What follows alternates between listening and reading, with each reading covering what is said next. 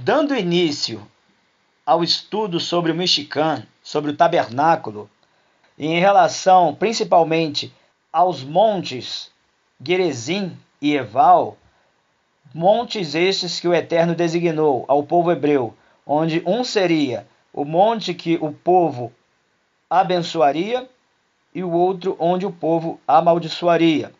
Existem muitas interpretações equivocadas vinda tanto de judeus quanto de samaritanos. Por quê? Os judeus, eles se agarram à ideia de que Jerusalém, seria o local de culto. Já os samaritanos, eles dizem que é o Monte Gerizim. E tem lá, nós temos livros históricos, nós temos fábulas que contam aí esta rixa entre samaritanos e judeus.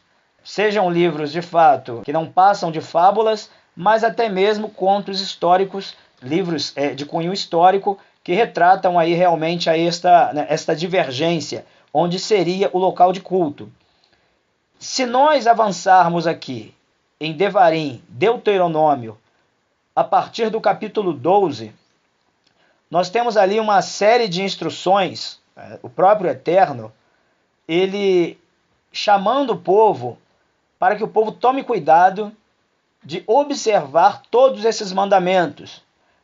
Ele, um pouco antes, ali no finalzinho do capítulo 11, é onde ele diz: quando o Eterno, teu Criador, te trouxer a terra a qual te diriges para herdá-la, porás aos que vão abençoar o povo defronte ao monte Gerizim, e aos que vão amaldiçoar sobre o monte Eval. E aí continua até chegar ao capítulo 12. Lá embaixo, bem lá embaixo, vem a proclamação lá das solenidades. Capítulo 12, versículo 11. E será então no lugar que escolher o Eterno vosso Criador, para fazer morar, fazer habitar o seu nome, para lá levareis tudo o que vos ordeno, as vossas ofertas de elevação, os vossos sacrifícios, os vossos dízimos e a oferta das vossas primícias, e tudo o que há de melhor que prometerdes ao Eterno, e vos alegrareis diante do Eterno vosso Criador, vós, vossos filhos, vossas filhas, vossos servos, vossas servas, e o levita que está em vossas cidades, porquanto ele não tem parte e nem herança convosco. Guarda-te de ofereceres tua oferta de elevação em todo lugar que vires, senão no lugar que escolher o Eterno, numa de tuas tribos, ali oferecerás as tuas ofertas de elevação, e ali farás tudo o que eu te ordeno. Todavia, com todo o desejo de tua neshama, de tua alma, poderás degolar e comer carne em todas as tuas cidades, conforme a bênção do Eterno, teu Criador, que te deu. Tanto a pessoa impura como a pura poderão comer dela juntos, como se come a carne do veado e do cervo. Somente o sangue não comereis, sobre a terra o derramareis como água. Mas não te será permitido comer em tuas cidades o dízimo de teus grãos, de teu mosto e de teu azeite, nem os primogênitos de teu gado e de teu rebanho, nem os teus votos que ofereceres, nem tuas ofertas voluntárias, nem tua oferta de primícia, mas somente diante do Eterno teu Criador os comerás, dentro da cidade que o Eterno teu Criador escolher. Uma pausa aqui, para nós não perdermos aqui o foco. É interessante que quando o Eterno ele fala sobre os montes designados para a bênção e para a maldição, ele dá o nome dos montes, ou seja, Monte Gerizim e Monte Eval. Agora, por que é que a cidade que ele disse que seria a cidade para fazer habitar o seu nome, por que é que ele não deu nome a esta cidade? Obviamente, meus amigos, porque nunca foi da vontade do Eterno que o Mishkan ficasse estacionado em uma cidade. A realidade é que o Mishkan, ele foi construído, ele foi idealizado pelo Eterno para se movimentar dentro das terras de Canaã, dentro das terras de Israel. Jamais ficaria estacionado em Jerusalém, ou sobre o Monte Gerizim, ou sobre o Monte Eval. em nenhum desses locais o Mishkan ficaria estacionado. Por que é que o Eterno ele fala, fazer habitar o seu nome em uma de tuas cidades? Porque em todo tempo o Mishkan estaria se movimentando. Quando estiver longe demais do local onde você deve levar as suas dádivas, os seus dízimos, as suas ofertas, quando estiver longe, o que você faz? Devarim, capítulo 14, está mais lá na frente. Mas vamos lá, vamos nos adiantar e vamos analisar o que está escrito.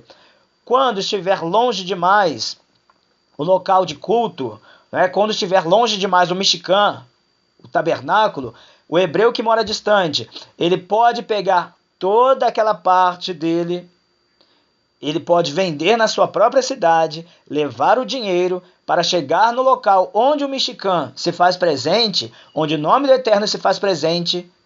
Lá, aquele dinheiro que ele vendeu, tudo que ele tinha na cidade dele, obviamente por um problema de logística, agora ele com o dinheiro na mão, ele compra tudo novamente para se alegrar com seus filhos, com o levita que está naquela cidade. O levita, automaticamente o levita acompanha a comitiva do Mishkan, para onde quer que ele tenha que ir, dentro das fronteiras de Israel, dentro das fronteiras de Canaã.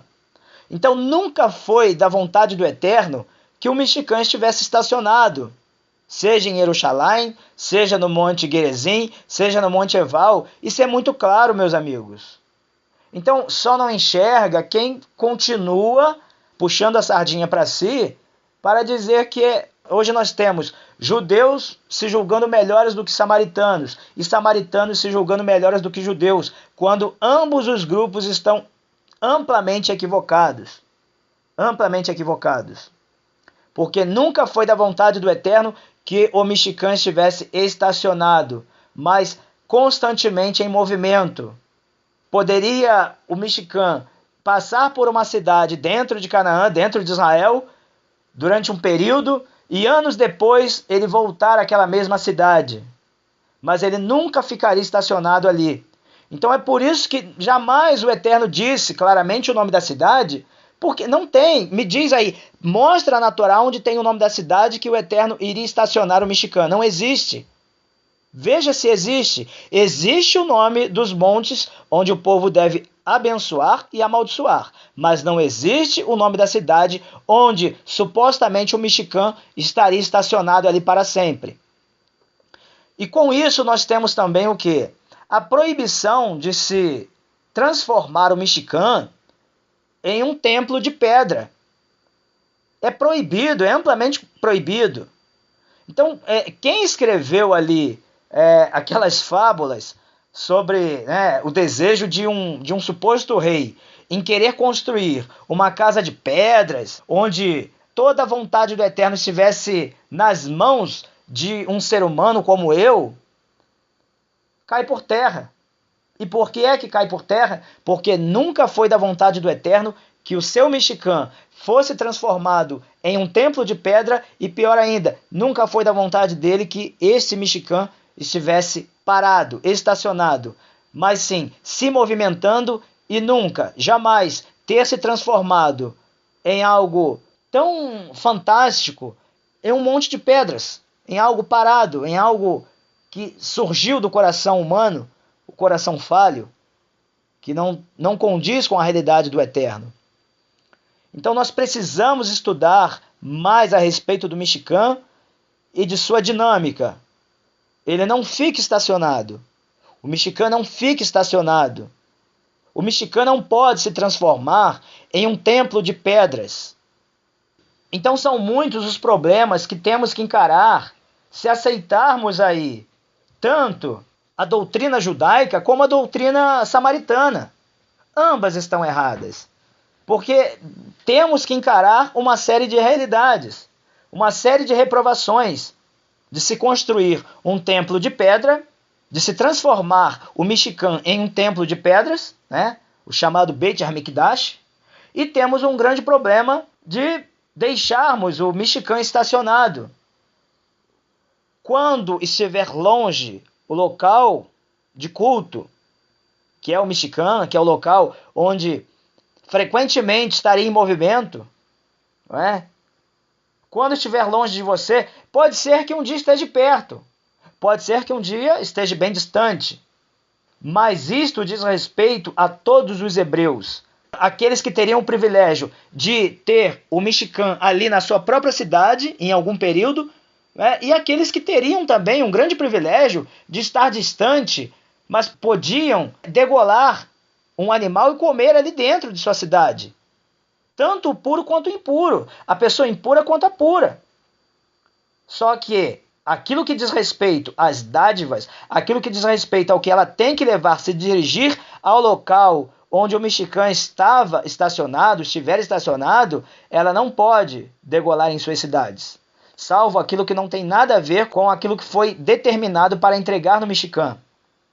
E é bom que se diga, aquilo que era entregue, aquilo que deve ser entregue no Mishkan, não é para ficar ali no Mishkan, mas é para uso dos levitas, para uso da própria pessoa que está entregando e sua família, para uso dos órfãos, das viúvas, para uso de todos. Ou seja, todos comem, todos se alegram, todos celebram uma festividade.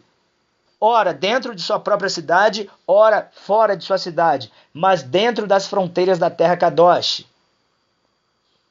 Então, nós temos aí muito claro essa explicação. Jamais o Eterno iria determinar um nome onde o Mishkan supostamente iria ficar, porque o Mishkan jamais ficaria estacionado em uma cidade, mas em constante movimento. E é tão simples. Por que é que os religiosos não ensinam isto?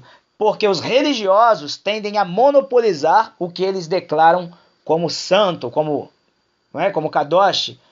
Só que tem um detalhe, tudo aquilo que os religiosos declaram como santo, como Kadosh, como separado, não é separado para eles, mas para o Eterno não passa de profanação. Não passa de profanação. Então nós temos que ter cuidado, porque aquilo que é Kadosh é o Eterno que designa como Kadosh. Aquilo que é bênção é o Eterno que determina como bênção. Aquilo que é profano, o Eterno determina como profano. Aquilo que é separado, é o Eterno que determina como separado. Não somos nós que escolhemos a cidade, é o Eterno que escolhe. Quando o Eterno escolheu as cidades de bênção e maldição, ele disse os nomes das cidades, em alto e bom som. Agora, jamais ele diria o nome da cidade onde supostamente o Mishkan estaria estacionado, porque nunca foi da vontade dele e jamais será que o Mishkan esteja estacionado. Mas que o Mishkan, que o tabernáculo esteja em constante movimento dentro das terras de Israel, dentro das terras de Canaã. É muito simples. Por que é que nós não entendemos isto antes? Porque nós ficamos deslumbrados com a rixa de religiosos. Se é nesse monte, se é naquele monte, se é naquela cidade, se é naquela cidade, quando a própria Torá já diz claramente que nenhum desses lugares, mas pode ser em algum desses lugares, mas não de forma perpétua, e sim de forma passageira. Ou seja, hoje o Mishkan passou por Jerusalém, o ano que vem ele não estará em Jerusalém. E assim vai. Então, a realidade, gente, do Mishkan, ela não tem nada a ver com a crença religiosa. Qualquer religião, qualquer ismo que venha falar a respeito do Mishkan, a respeito das regras do Mishkan, todas elas são falhas, todas elas são omissas, todas elas são capengas. Então, nenhuma religião, seja ela judaísmo e suas vertentes e suas facções, nenhuma religião, seja ela cristianismo e suas vertentes e suas facções, nenhuma religião, seja ela islamismo e suas vertentes e suas facções, elas possuem capacidade para nos mostrar o que realmente é e como é de fato a dinâmica do Mishkan, do tabernáculo.